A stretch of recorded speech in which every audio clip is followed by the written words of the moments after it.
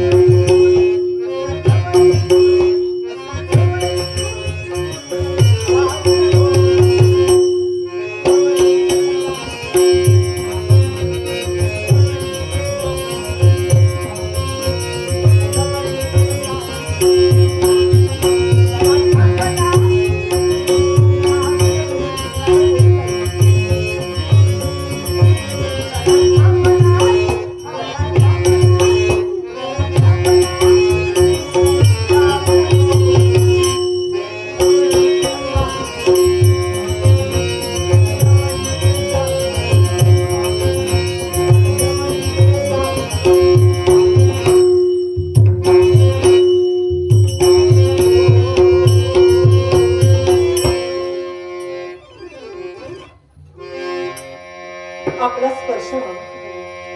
दोन मला एकत्र यावे. दोन मला एकत्र यावे आणि माझ्या प्रेमाचा स्वीकार तुम्ही मनापासून करावा. खरोखरच समाधान वाटलं. अगं प्रेम कधीही कुणावर कसंही होऊ शकतं. काय सांगता? प्रेमाला नारंग नार. तरी सुद्धा लपून प्रेम ही उपजक भावना. प्रेम हे मर्मबंधातील ठेव. प्रेम हे देवावरचं लेणं. हा प्रेम प्रत्येकानं करावं आम्ही नाही म्हणत नाही, नाही म्हणत नाही, पण ते निस्वार्थीपणे असावं, स्वार्थापोटी नसावं. हा असं म्हणायचं. आम्ही जो तुझ्या प्रेमाचा स्वीकार केला तो निस्वार्थीपणा केला. तर तुला सांगू का, अजूनही सांगायचंय. अगं सूर्य रोज उगवतो. अहो रोजच उगवणार. एक दिवस स्नो उगवेल तर खरा. हो असं झालं तर काय होईल? अगं सूर्य रोज उगवतो, एक दिवस स्नो उगवेल तर खरा. माझ्या प्रेमात वेळ लागला. विश्वाच्या पाठीवर प्रेम सारे करतात. म्हणजे सारे जण एक विश्वाच्या पाठीवर प्रेम सारे करतात. हा लग्न करेल तो खरा, तो खरा, तो खरा. आता पूर्ण आत्मविश्वास बसला. मी लग्न हा या नंदिनी सोबतच करणार, पण आमच्या जीवनातील 2 सुवर्ण क्षण. काय? 2 सुवर्णक्षण? हा, असं काय म्हणायचं? एक तू प्रेमाची याचना केलीस, प्रेम मी तुमच्यावर केलं. प्रेमाचं प्रेम पुष्प आमच्या पदकमध्ये वाहिलंस, हा माझ्या आयुष्यात आलीस. म्हणजे हा एक एक सुवर्ण क्षण आणि दुसरा कोण? आणि दुसरा क्षण हा आमचे ज्येष्ठ बंधू हा राजकर्ते राजे बृहद्राव यांच्या पवित्र पुरुषार्थापासनं हा माझ्या रामेश्वराच्या आशीर्वादानं त्याला पुत्ररत्न झाला. काय? उद्या एक नामकरण विधी सोहळा म्हणजे आपण म्हणजे वारसा. म्हणजे आपण काका झाला. तू काकी होणार हा म्हणजे मी होणार नाही. मी शब्द दिला म्हणजे मी शब्दाचा पक्का आहे. काय सांगतो? पण घडलेला सारा वृत्तांत माझ्या दादाला कथन तेव्हा करणे मला सुद्धा उत्सुकता लागली.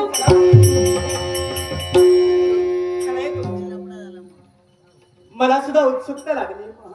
तुमच्या दरबारापर्यंत केव्हा एकदा येईल, पण एकाएकी माझ्या मनानं मला थांबविलं. हर्षभरीत वतनानं चाललेली पावलं जागच्या जागी स्थिरावली गेली. होय ना?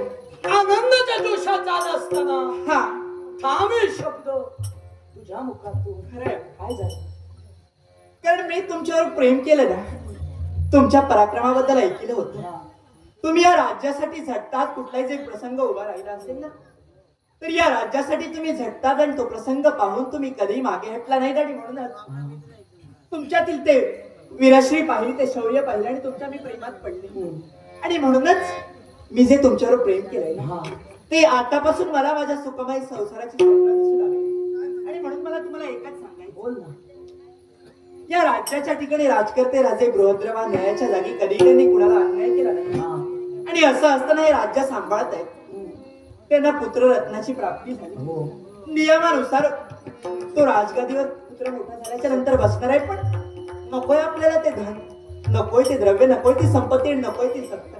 मला हवाय तो माझा सुखमय संसार. आणि याच्यासाठी तुमचे ज्येष्ठ बंधू राजे राजकर्ते बृहद्रवा यांच्याजवळ आपल्या सुखमय संसारासाठी हक्काचं असं काहीतरी तुम्ही प्रेमानं मागून घ्या.